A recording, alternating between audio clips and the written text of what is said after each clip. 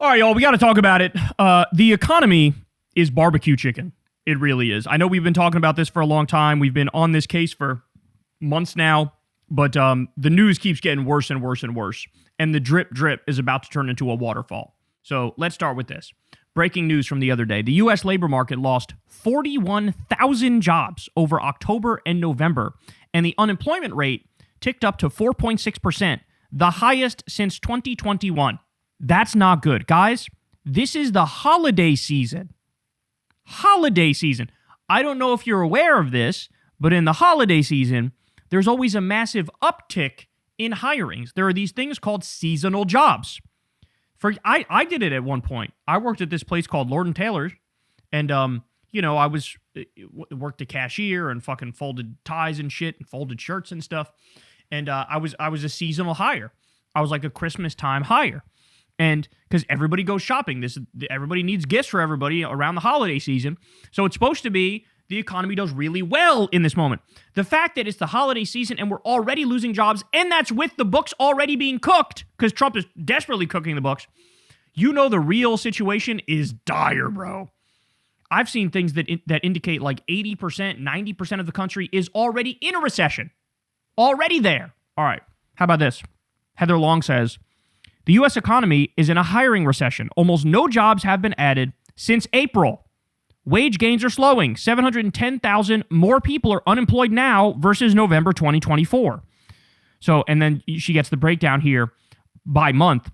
But no jobs added since April. She says, I believe it's a combination of tariff impacts, AI, and cost cutting. Americans are feeling it. So this right here, this chart right here, I hope you guys are watching this. This is what Trump refers to as the golden age. This is the golden age. This is the economy that he brags about all the time and that he pretends is so wonderful. You don't need to be a genius when it comes to economics or mathematics. You don't need to be, a chart person to get like, oh, I think this is bad. I think this is bad. Line go down. Line going down, isn't it? All right, more. The Department of Veterans Affairs plans to abruptly eliminate as many as 35,000 healthcare positions this month, according to an internal memo. Virginia staffers and congressional aides. 35,000 healthcare positions gone. Now, by the way, one of the few places where there was more hiring, which was helping the economy not be worse, was in the healthcare field. And so now with the healthcare field cooling as well, this is a huge, huge deal. Huge deal. So mass layoffs at the VA. Remember, this is on top of, I believe there were already 83,000 veterans who were fired when Elon Musk and Doge were going ham and Russ Vogt were going ham. It was about 300, maybe 350,000 government workers fired overall, 83,000 veterans fired, and now we're getting 35,000 healthcare positions at the VA cut. That is a disturbing trend. All right, more. The amount of money Americans are paying for their energy bills has increased 13% since Trump took office earlier this year, according to a new report. Wow. This stuff that we're going through here, this is actually the core of the backlash to MAGA. This is why Trump set a 35% approval rating. It's this. Yes, you could put a dash of the Epstein file stuff in there. You could put a dash of demolishing the East Wing to build a billionaire ballroom. You could put the Rob Reiner stuff, which people are genuinely disgusted by, which we're going to talk about in a little bit, by the way, that even his own people are like, you know what? Reel it in there, fat guy. So there's all these reasons, but I think the economy turning to shit is the core of people just fleeing at 1,000 miles an hour. How about this one? Ex-Trump voters swung hard to Democrats over costs in New Jersey and Virginia, new research shows. So all these places in the last elections where Democrats just cleaned house and had like as good a night as humanly possible, where like Republicans won nothing. That's because of the economy and costs. That's what's fueling the backlash. All right, so now let's go to this here. We have a News Nation clip. They're on the ground talking to people about the economy. Listen to some of this stuff. This is crazy. Here we go. I feel like everything is going up and pay rates are not going up. Like right now, affordability, I work 2 jobs. I'm working FedEx and I'm working on the side for UPS, and it's still not enough for my rent. I'm working FedEx and I'm working on the side for UPS, and it's still not enough for my rent. Holy shit. Same. Yeah, it doesn't seem like there's been much changes, but these things take a long time. Like, it's not, much change within a matter of days. I go to the stores. I go to all these grocery stores, and everything is, like, higher than expected. So there's some on-the-ground interviews there. I still got more for you. Here we go. So here is a little bit on inflation. Inflation. Again, this is from CNBC this time. All right, CNBC out with its latest All-America Economic Survey with holiday spending front and center. Our senior economics reporter, Steve Leisman, is here at Post 9 with the numbers. And Steve, this question about how inflation is impacting holiday spending. We're calling it inflation, the red-nosed reindeer, how it's really leading spending. It's factoring heavily into consumers' views on spending this holiday season. The All-America Economic Survey finding it's affecting where people choose to shop and, of course, how much. Of the 1,000 people surveyed across the nation, here are some of the results. You can see there 61% say their income is lagging the cost of living. 68% say gift prices are higher this year, including, by the way, people who have been out shopping already. And 46% say they're spending less because of the high cost of goods. That's up 10 points from last year. See, this is the thing where Trump is a master at manipulating reality. Trump is a master of sophistry and bullshit and creating a narrative like a true postmodernist and driving it home. But as I always tell you guys, reality eventually catches up to everybody. And this is one of those things where, like, he can actually genuinely get away with some bullshit when it comes to foreign policy, because most Americans are not firsthand experiencing the foreign policy stuff. So when he did the fake peace deal with Israel and Gaza, he was able to kind of get away with that, and his numbers went up when he did that. Because people, they don't have firsthand experience with it for the most part, just numerically, quantitatively. It is what it is, right? But when it comes to the economy, you can't bullshit people. You can't bullshit people because they feel it for real. They know. They go to the store. They fucking get paid a wage, right? They have to pay the rent and pay the electricity bill. You can't bullshit your way out of it. But he's still trying. But, funny enough, that might even make his numbers go down more. The fact that he's not even engaging with the facts as they exist means, that builds resentment. That will build resentment in people. Looking in different places, we found a 9 percentage point increase in Americans shopping online and a 3-point gain among those saying they plan to do most of their holiday shopping at big box stores like Walmart and Best Buy. 6-point gain for wholesale retail outlets. Now, compared to 2024, the move to online shopping was strongest, interestingly, among those with incomes below $30K. Rich people have always been shopping online, but that's interesting. Women of all ages going online, and those spending a fair amount, and those spending the least also going online. The wealthy, meanwhile, have increased their spending, guess where? Big box warehouse stores like Costco and BJ's. Gold chains and bracelets and wandering the Costco aisles. Those spending more than $1,000 on holiday gifts are up 9 points from last year. Those making more than $75K, up 7 points from last year. Now, 28% of the public say they only buy discounted items, while half look for items that are discounted, but they say, you know what, we're going to buy it anyway. 10%, they don't care about prices whatsoever. This is most interesting here. 57% of Americans say they have at least some debt going into the holiday season, up 11 points from last year, a 5-point increase among those who say they have a lot of debt. Now, interestingly, in this age group, the biggest change, 18 to 34-year-olds. That could reflect a change in their student loan debt. Yeah, I mean, that would make sense, right? Trump decided, yeah, we're gonna dump the debt back onto your lap. You got to start paying it again, paying your student loan debt, and delinquency rates have just fucking skyrocketed because they can't afford it. They can't afford it. All right, more. Here we go. Harry Enton giving us some more numbers. Donald Trump was elected to solve the economic crisis, to solve the pricing crisis. But at this particular point, these numbers are going in the complete wrong direction. On the economy, the country is going in the wrong track, the right track. You go back to January, these numbers were pretty split, right? 43% said wrong track, 36% said right track, right when Donald Trump came in office. But look at that. That wrong track number has skyrocketed up to 56%. My goodness gracious, who say that the country, at least when it comes to the economy, is on the wrong track. And that right track number, Kate Baldwin, has fallen to 29%. So what? That's crazy, bro. That's crazy. 29% say we're on the right track. Harry, like, your party's going to get fucking obliterated if that's the case. A single-digit spread has ballooned up to a 27-point spread in the negative direction. The bottom line is this. Donald Trump is trying to spin a narrative, and the American people aren't buying the spin that is coming out of the White House. Now, in these new numbers, what is driving the pessimism? Yeah, what is driving the pessimism? I mean, we've done a bunch of segments on this, and we're going to continue to do segments on this when polling, like what came out yesterday from NBC News, continues to show it. Top concern for you, economic concern for you and your family. Look at this. Number one, we've said it over and over again. 44% say inflation. I looked at the second one on it. Look at that. It's all the way back at 9%, taxes and take-home pay. It's inflation overwhelmingly driving this economic pessimism. And I will tell you this, until the American people think that inflation is under control, they will continue to have pessimistic feelings about the economy because inflation is numero uno by a wide, wide margin in driving this economic pessimism. Setting aside the president on this, how does this look party versus party? Yeah, okay. So I think this is the key thing, right? Because oftentimes we'll say, hey, look, we're blaming the president, but we've seen some polling in which Republicans still lead Democrats. But take a look here. Party trusted more in rising prices. Back in October of 2022, before that midterm election, it was Republicans trusted more by 14 points. You come now, it's a completely different tune. Now Democrats are trusted more by 4 points. So it's not just the president that the American people are turning on when it comes to inflation. It is, in fact, the Republican Party as well. A massive shift to the left towards the Democratic Party. Now, by the way, I should point out, even though this is bullshit and it shouldn't be the case, the fact of the matter is polling always shows that Republicans have a built-in advantage when it comes to the issue of the economy. People still have this stereotype left over in their mind from the 1990s of oh, Republicans are like mean old men who watch over our money and, cut our taxes, but are very prudent with that stuff and fiscally responsible with that stuff. So people have this mindset of oh yeah, the Republicans, they're the economy people. Again, it's bullshit, but that's the position of the American people in polling data. For decades, they felt that way. It's always been the case. Republicans poll higher on the economy. Well, now, the fact that that's flipped, I cannot overstate. They have a built-in 10-point advantage, and we're looking at Democrat +4 on the economy. That's a huge, huge, huge deal. In the same way, with immigration, too, same thing. Oh, yeah, the Republicans are better on immigration. This is what the polling shows. Trump's top thing that he would poll on was immigration. He would always be over water with that. Well, now he's underwater with that because it turns out people don't like masked Gestapo thugs rounding up innocent people and sending them to concentration camps. Go figure. Crazy, I know, right? But they're losing everything. Even in the areas where they have a built-in advantage, they're now fucking drowning right in front of us. Where are the prediction markets on all this? Okay, so here's, I think, the key question going forward is inflation going to get any better? Right. And this is a great chance to use prediction markets. Chance November's CPI year-over-year report equals or is above the previous 3.0%.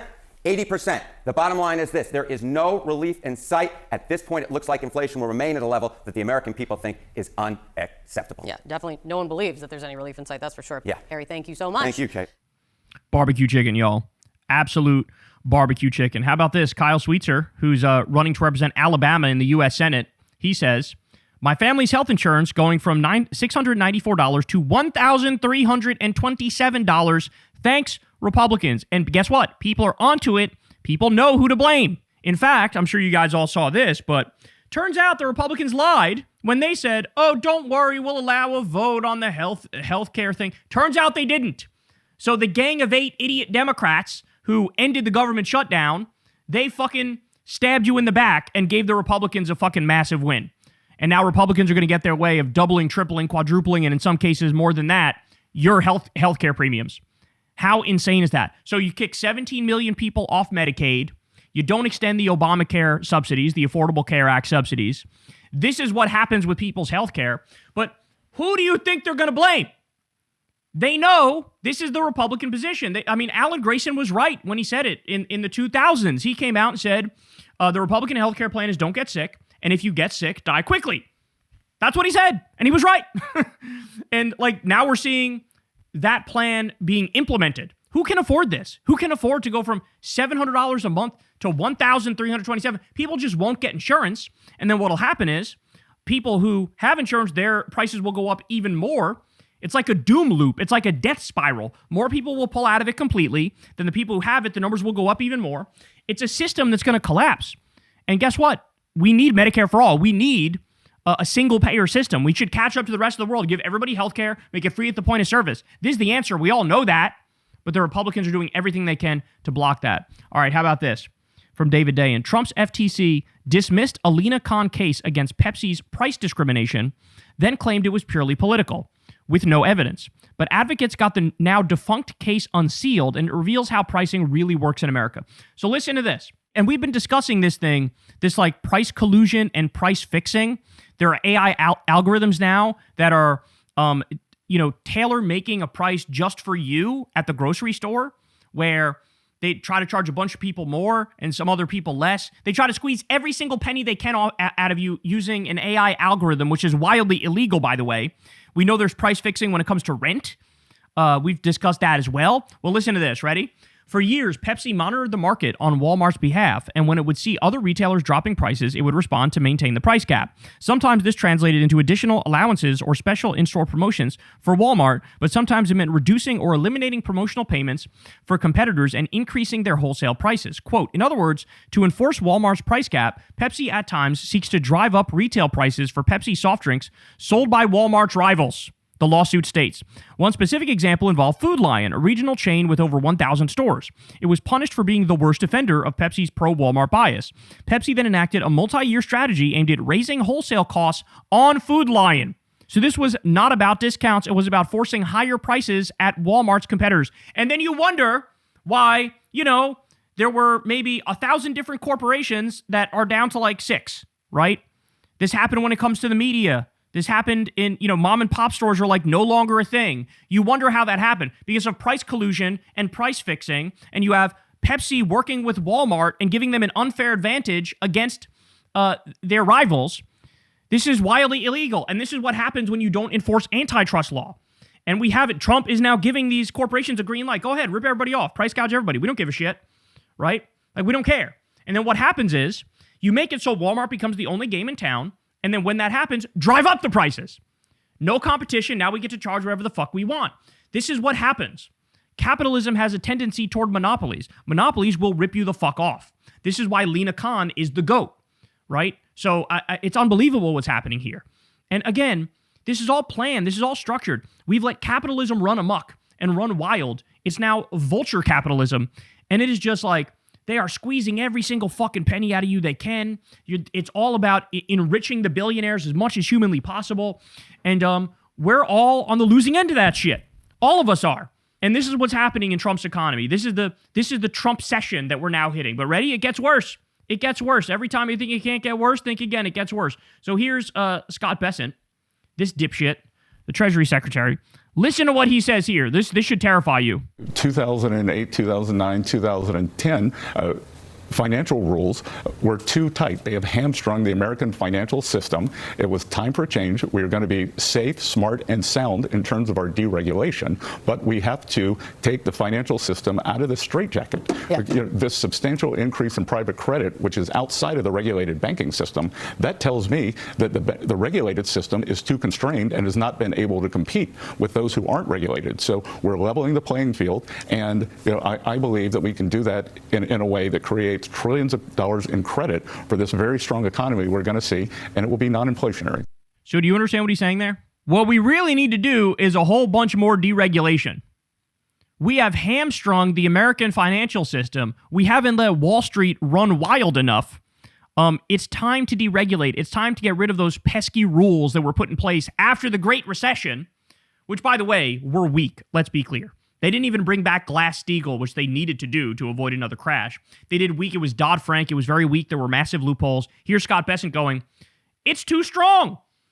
Let Wall Street, they're the smartest guys in the room. Let them do whatever the fuck they want. It'll all work out. Well, that's exactly what people were told before the Great Depression. That's exactly what people were told leading up to the subprime mortgage crisis and the Great Recession. These aren't the smartest people in the room. They're the greediest people in the room. Like, that's the reality. So now we already are facing an economy that's collapsing with this massive AI bubble as well. And he's like, well, shit, let's pour fuel on the fire. Let's make it worse. I mean, guys, cooked doesn't even begin to describe where we are right now. This is as cooked as possible. So now, because the economy is in absolute dire straits, and it is, this is dire straits. This is what we're seeing here. Guess what? Trump is trying to find anything he could do to reverse his collapsing poll numbers. So take a look at this from The Hill. Trump administration could reclassify marijuana. And then it goes on to say, would that make it legal nationwide? Spoiler alert, no, it wouldn't actually make it legal nationwide. Because even with Trump desperately trying to shore up his poll numbers by any means necessary, so now thinking about reclassifying marijuana, what's actually happening here is Joe Biden started the process to reschedule marijuana from Schedule 1 to Schedule 3, right? That's what Joe Biden did. There's a process. He put it in place. All Trump would have to do is just let the process complete, and then it would become Schedule 3. But he came in on day one and fucking scrapped that. He got rid of all the Biden rules And so the Biden reclassification went away. So all Trump is talking about here is, should I go back to the thing that Biden had already done that I ruined, which is making marijuana Schedule 3, which, again, that's not even, like, we criticized Biden when he did it too. Why? Because, like, just take it off the list. It shouldn't even be Schedule 3. Just take it off the list, right? Like, but no, he had to, split the difference, and that's what Biden did. Trump ruined that, and now he's going, maybe I'll go back to splitting the difference, as if, like, that'll save me from my collapsing poll numbers and the economy imploding right in front of our face. And by the way, this is the ACLU, May 16, 2024. ACLU applauds President Biden's announcement to reclassify marijuana and calls for more reform. So, again, this just goes to show you, Biden did it, you ruined it. Now you're going to go back to what Biden did and demand pats on the back. It reminds me of, like, when Biden and the Democrats cut a deal to lower some of the drug prices, and there are drugs added every year to that. It was like 10 drugs, and it'll be like another 10 drugs every year or something like that. I forget. It's in the Inflation Reduction Act. I don't remember all the specifics. But Biden did that, and now Trump is taking credit for the Biden bill. This is what he does, right? He'll kill a bunch of good stuff, as he did with, the CHIPS Act, for example, and all that stuff. We're going to create 800,000 manufacturing jobs. He fucking killed that. Now we're not going to create them. He'll either kill the stuff, or if he allows it through, he'll take credit for it like he did it, even though he didn't, right? So this is where we are. But this is how desperate they are. You think Trump doesn't know? Oh, he knows. He lies and pretends like the economy's great, it's amazing, it's wonderful. Everybody knows that. He knows behind the scenes, oh my God, this thing's fucking falling apart. And so that's why you're getting ideas like this that they're floating. But we're onto them. Everybody's onto them. We all see exactly what's happening here. You're not fooling anybody. Hey y'all, do me a favor and like and subscribe. It helps out big time in the algorithm. Click the bell as well for notifications when videos drop. And watch that video on screen right now. You know you want to.